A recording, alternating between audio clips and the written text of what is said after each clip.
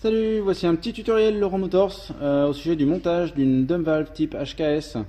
On nous l'a demandé quelques fois parce que ce clip c'est assez délicat à monter. Alors on va vous montrer comment on assemble une dump valve type HKS à son raccord de fixation à la tubulure en 63 mm de diamètre. Vous voyez aussi que dans votre kit de dump valve, vous avez le joint de la dump valve, le circlips, les T, le petit filtre à mettre sur votre durite qui va jusqu'à l'alimentation de la dump valve pour éviter qu'il y ait des impuretés qui passent sur la membrane, et puis le circlips et deux colliers. Pour ce faire, il faut, sur la dump valve, il y a 4 vis que je viens de dévisser au préalable de cette vidéo. Ces 4 vis qui étaient les plus saillantes, entre guillemets, ce sont celles qui vissent le cône.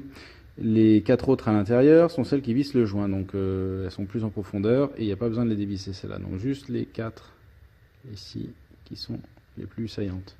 Du coup, ça me permet de démonter le cône.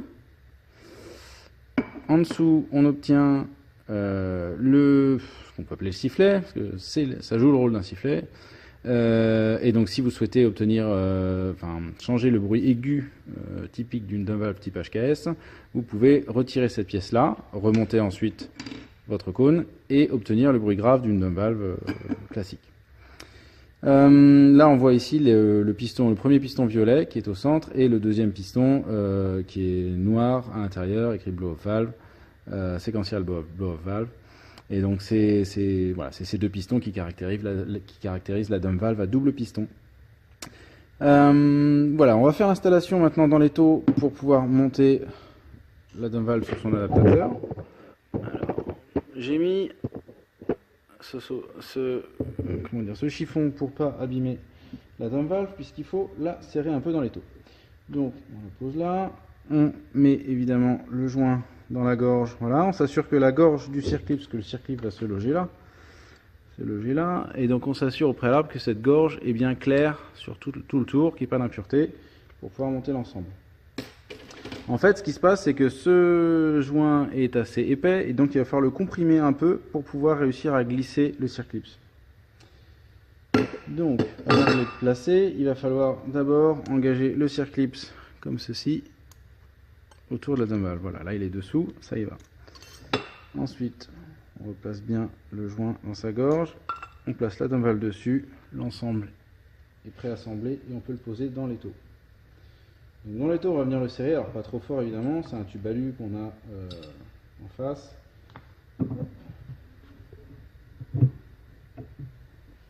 L'idée étant de comprimer évidemment le joint suffisamment pour que le circlips puisse passer. Alors, ce qu'il faut ici, je vous le montre rapidement, c'est faire en sorte de commencer avec le circlips dans cette position-là, à peu près. C'est la position qui vous sera le plus facile ensuite pour venir tasser le reste du circlips. Ici, c'est difficile d'utiliser une pince à circlips parce qu'il y a vraiment très peu de place. Le fait d'enlever le cône nous donne un peu de liberté, mais la plupart du temps, il faudra le faire avec une méthode un peu moins conventionnelle, à savoir le tournevis. Et oui, je suis désolé pour les puristes, mais là, ça sera le plus simple et le plus rapide. Donc après, bon, c'est un peu de manipulation. Donc il va falloir glisser le circlips dans cette position telle que je vous l'ai montré. On essaie de l'engager, on arrive à l'engager si on a suffisamment comprimé le joint. Donc là j'arrive à l'engager suffisamment vers le haut et je peux donc m'atteler à enfoncer le reste du circlips en poursuivant la ligne en fait. Donc là je vais essayer d'aller en profondeur, engager le reste du clips. Et donc avec un tournevis, petit à petit, je vais l'engager. Alors là je vous recommande chaudement les gants parce que c'est une opération un tout petit peu délicate où il ne faut pas riper.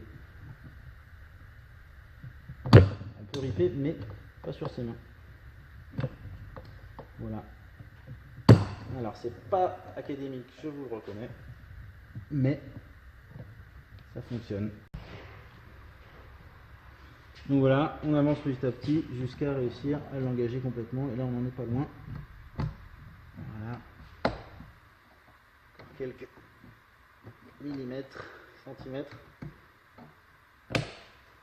c'est quasiment fait.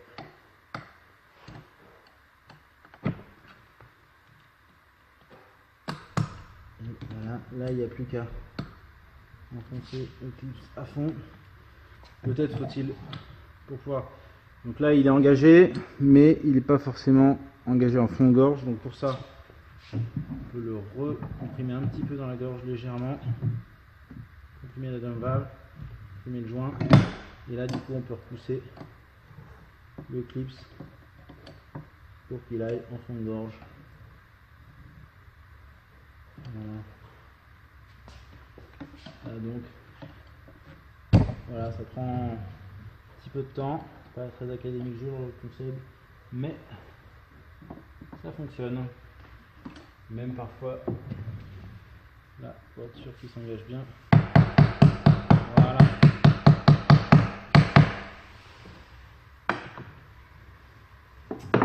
Voilà, et maintenant on peut desserrer le tout et on a réussi à engager le circlip. Je sais pas si on le voit dans la vidéo, voilà, le circlip c'est au fond. Voilà, donc ensuite on va pouvoir remonter son cône avec le sifflet comme on le disait tout à l'heure.